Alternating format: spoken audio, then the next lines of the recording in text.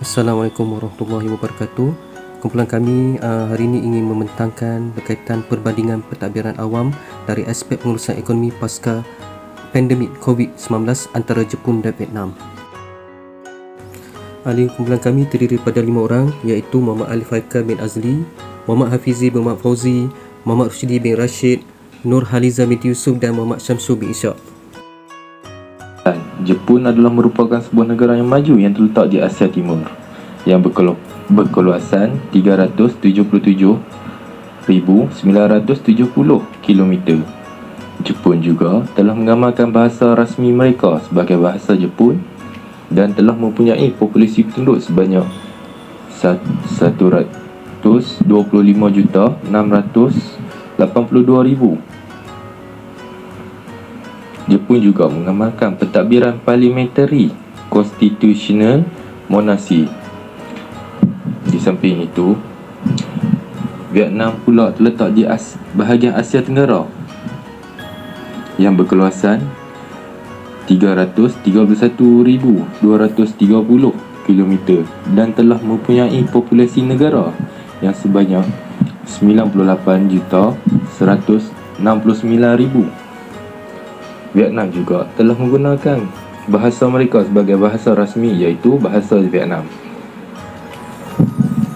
Vietnam juga merupakan sebuah negara yang republik mengamalkan komunis one party system.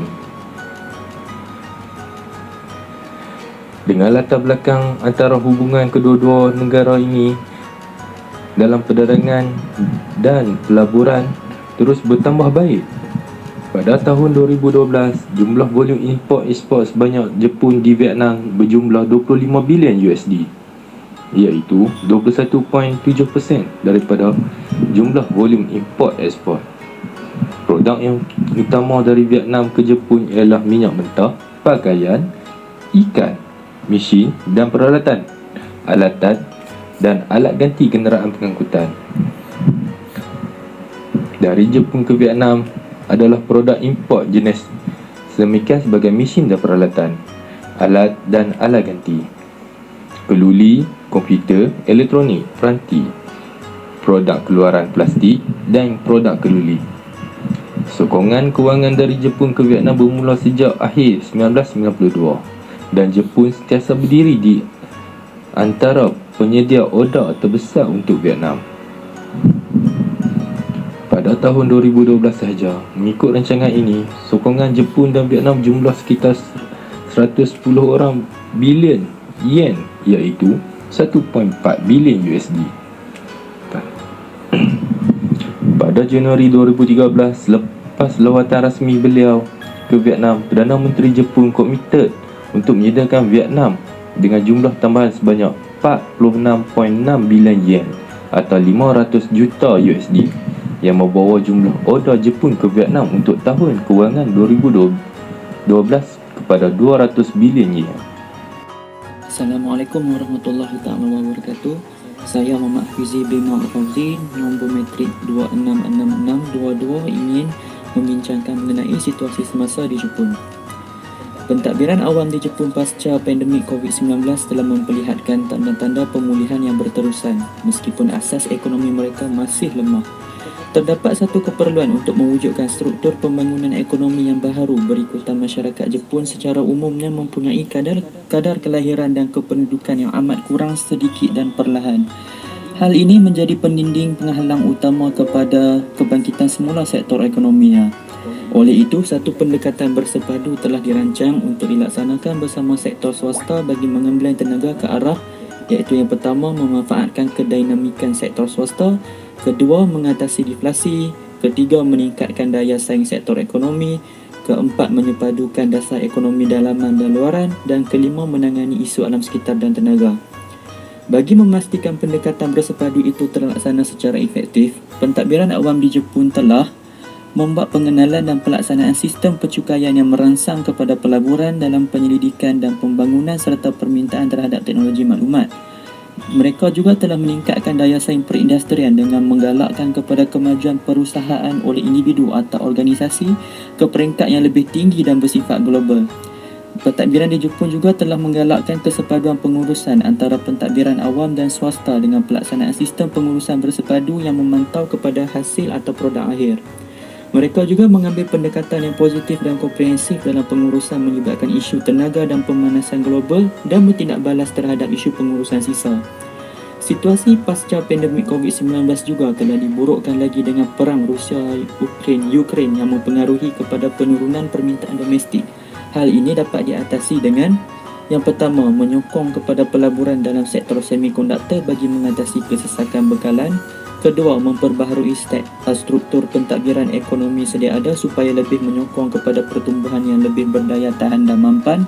Ketiga, dasar monetari Jepun juga telah dikekalkan secara akomodatif sehingga kadar inflasi mencapai kepada satu tahap yang boleh diuruskan. Selanjutnya, pentadbiran di Jepun juga telah menambah lagi beberapa langkah dan kaedah bagi memicu semula pembangunan ekonominya melalui cara yang pertama, membuka dan menormalkan semula aktiviti ekonomi komersial seperti pelancongan. Yang kedua, mengurangkan kerenah birokrasi terhadap penerimaan pelaburan daripada sumber luar atau pihak asing. Yang ketiga, meningkatkan mutu kerja kepengurusan melalui teknik pembaharuan gaya kerja yang memberi tumpuan terhadap peningkatan pendidikan vokasional dan kemahiran. Keempat, menyokong kepada pengenalan transformasi digital dan teknologi hijau. Dan yang kelima, pengagihan semula sektor pengurusan rantaian bekalan global dan sumber tenaga bagi menjamin penambahbaikan produktiviti. Situasi di Vietnam. Vietnam telah menjadi kisah kejayaan pembangunan pembaruan ekonomi sejak pelancaran Doi Moi pada tahun 1946, ditambah pula dengan trend global yang bermanfaat telah membantu mendorong Vietnam daripada menjadi salah satu negara termiskin di dunia kepada ekonomi berpendapatan sederhana dalam satu generasi. Antara 2002 dan 2021, KDNK berkapita meningkat 3.6 kali ganda, menjejak hampir $AS 3,700. Kadar kemiskinan 1.90 US dollar sehari menurun secara mendadak daripada lebih 32% pada tahun 2011 kepada di bawah 2%.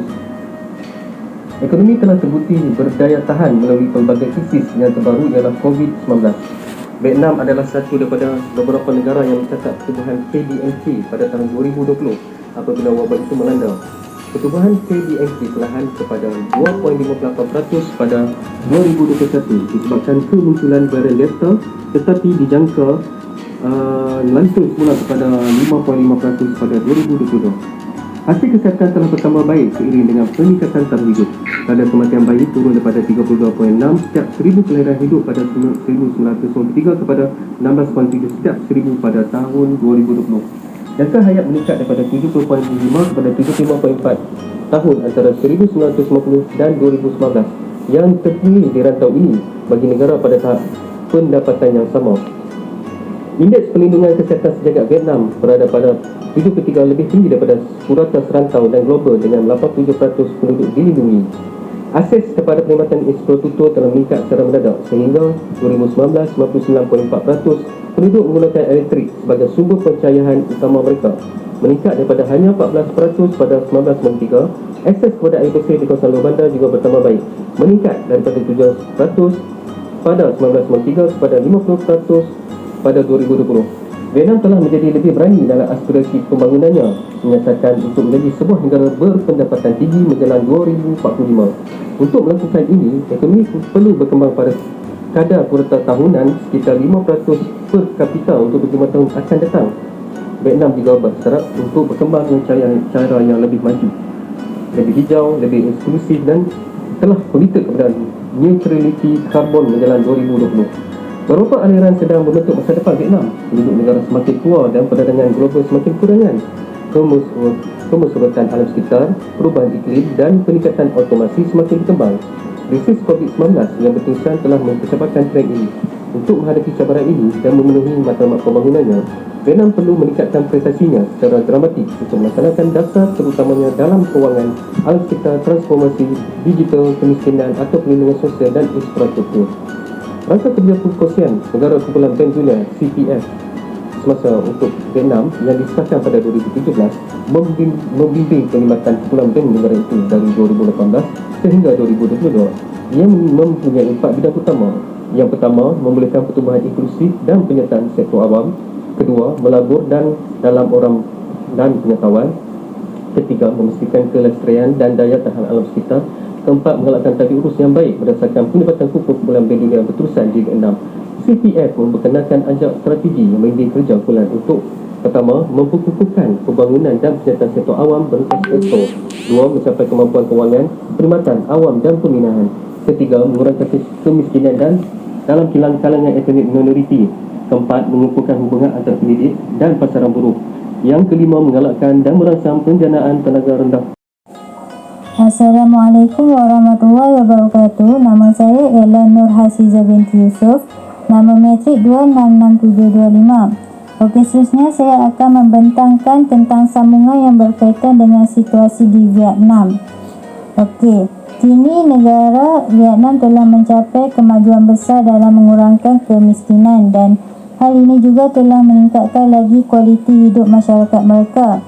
Seterusnya, Bank Dunia telah bekerjasama dengan negara Vietnam bagi menangani dan membasmi kemiskinan yang wujud dalam kalangan rakyat Vietnam itu sendiri.